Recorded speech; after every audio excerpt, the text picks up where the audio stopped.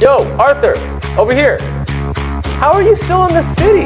The board's calling an emergency meeting for all Monogon employees. All of MythOS is on lockdown. It's crazy over here. I have no idea how you weren't kicked. Like, nobody else can log in. The system clock being frozen might have something to do with it. So if you can make your way to the core tower, you might be able to manually restart it and let us back in.